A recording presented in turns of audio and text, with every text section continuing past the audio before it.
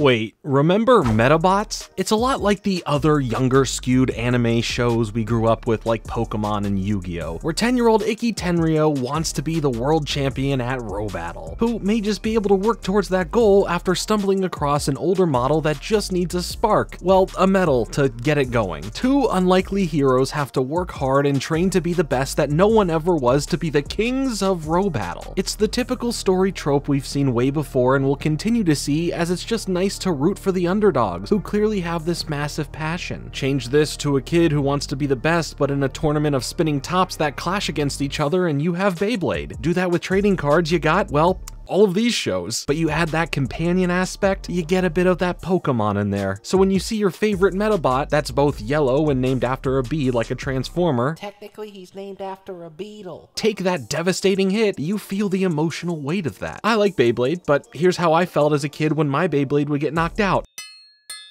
Dang it. Today, I wanted to look back on a show that fit right in with all the goodness I loved from this bygone era of my formative years. If you enjoy this video, you better subscribe. Let's take a look into what Medabots was all about. Medabots! Row Battle! Welcome back to the 25 Days of Fringe-Miss, where there's going to be brand new videos every single day from December 1st to December 25th. Hop aboard.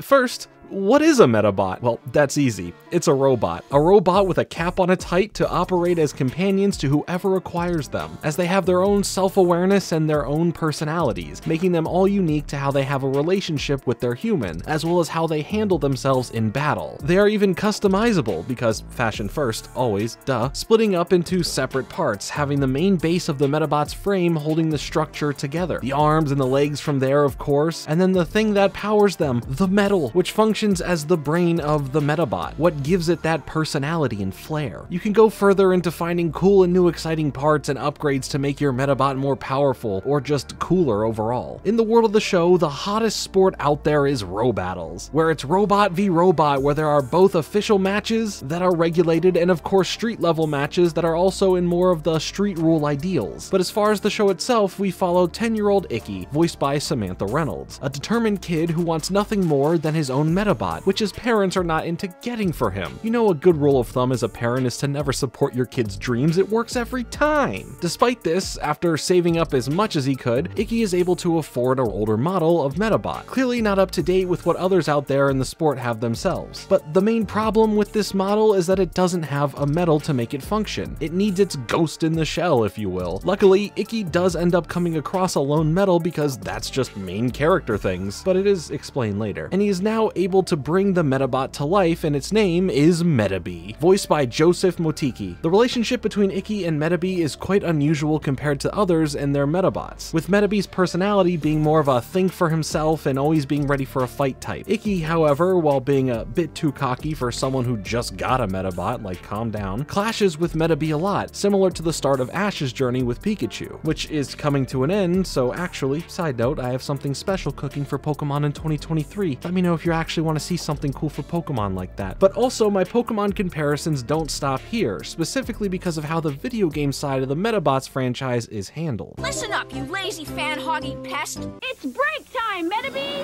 Medabots will be back on Fox Kids. Transport Newtenders! Back to Medabots on Fox Kids. So Medabots started off as a video game series in Japan called Medarot, which has constantly mainly been on Nintendo platforms, starting on the Game Boy in 1997. And here's that Pokemon comparison again, because the series launched with two different versions, with one containing Kabuto and the other featuring Kuwagata on the covers. When the United States would start getting some Medarot games, now called Medabots here, we would see the release of two versions as well for Medabots on the Game Boy Advance, featuring Medabi on one cover and Rokushu on the other. This series would continue on with with the latest mainline release coming to the Nintendo 3DS called Medabots 9 in 2015. After this, we would see Medabots Classics release on the 3DS in 2017, featuring the re-releases of the original 5 games just now on the 3DS. And in 2020, they would focus on Medabots S, which would be a release for mobile devices, and Medabots Classics Plus for the Nintendo Switch. And I am not skipping over anything at all, nothing specifically in 2016, trying to, revitalize the franchise or anything of that. Like, no, of course not. Okay, fine, you got me. Yes, there was a Medabots game called Medabots Girls Mission. It's full of robot battling and a bunch of incentives to win based on the amount of clothes that are portrayed on, well, what the title says, girls. Yeah, that happened. Luckily, we're mainly talking about the show itself today, so let's move on. In Japan, the video game series would be turned into an anime, naturally airing on TV Tokyo starting in July of 1999. Cut to Nelvana, who came in to localize the show into English for both broadcast in Canada for YTV, but also in the States for Fox Kids. From September 1st, 2001 to April 27, 2002, it would air the first season of the show on Fox Kids. For beyond that, it changed to being on ABC Family from July 1st to November 2nd of that same year, finally ending on Toon Disney's Jetix block for its sequel series and reruns. It was surely passed around quite a bit, which led to viewership issues of just where to find it to watch it.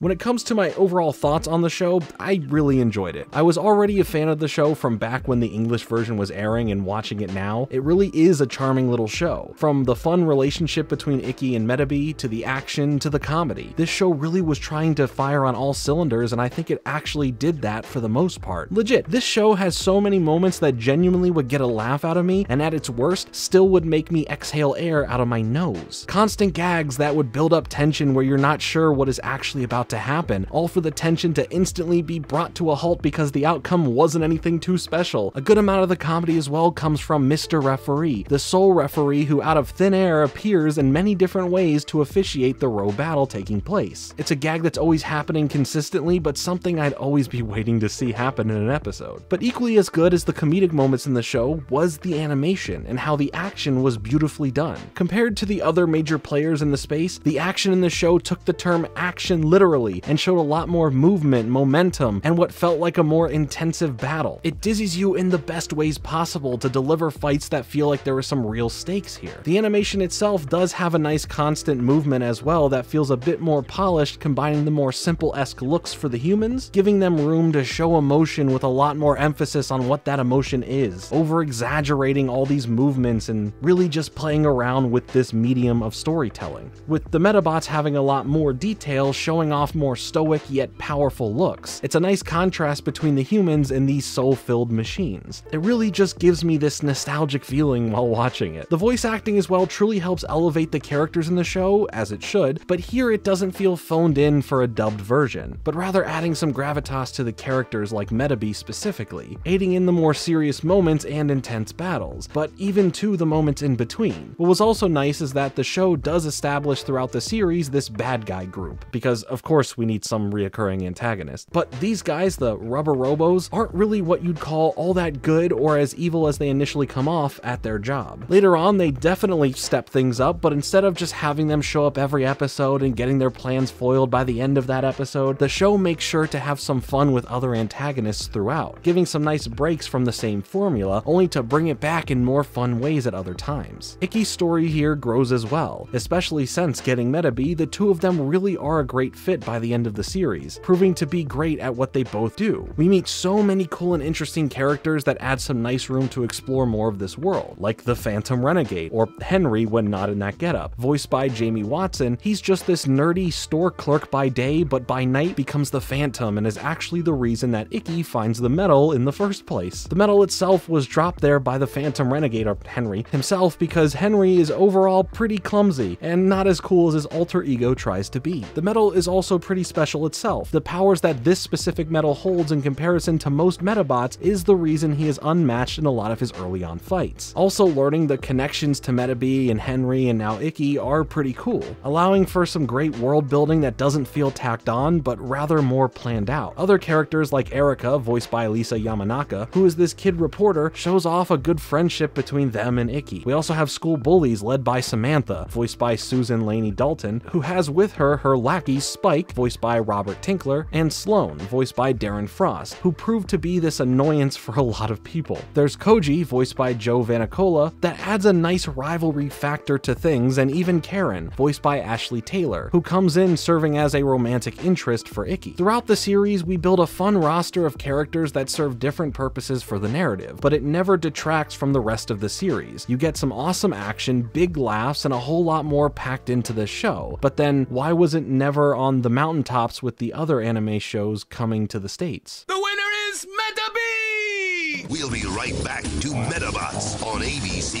Family. Now, back to Medabots on ABC Family.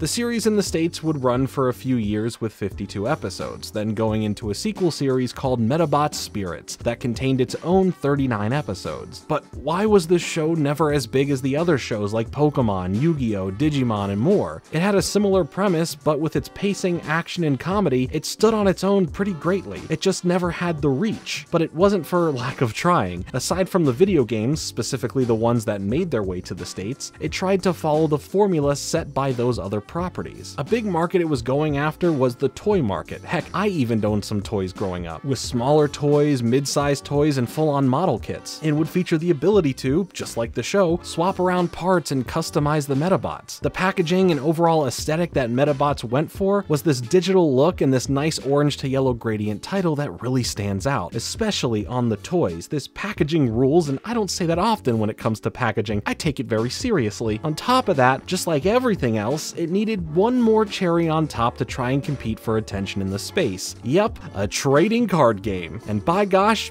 was it that? They just dropped the ball in so many ways with it. From the quality of the print being a lot cheaper than what was out there, which may be due to Upper Deck who was doing them, but the real problem was the lack of support for the TCG. Plus, it felt like a tacked on afterthought based on the amount of cards per pack, the pull rates, and expansions. You need expansions to survive in the TCG landscape. A reason to both play and collect, and while I won't lie, some of the holos here do look pretty cool, this TCG wasn't the franchise's main concern. The video games were, and that's why there isn't a long-running Medabots anime either. I do think that this franchise has the potential to really come back in a strong way, on all fronts. The game series side hasn't seen a real mainline game in quite some time, and after a failed reboot/spin-off clothing ripping-off based game, they just went back to mainly releasing the classics and going to mobile. But robots, even if they are not super tall like in most other anime out there, are still really freaking cool. And if we have that same level of quality with the original anime, why couldn't it work now? Continue on with the game series. You stopped at 9. You were so close to getting that cool X by your name for Medarot 10. But I can't accurately gauge the popularity of the show in Japan or with the mobile game that's been out for a couple of years there. Maybe it runs well at a smaller scale and not across the world. I would love to hear your thoughts on Medabots and Medarots in general in the comments below. And maybe one day the series will come back in some shape or form. Thanks so much for watching. Like and subscribe.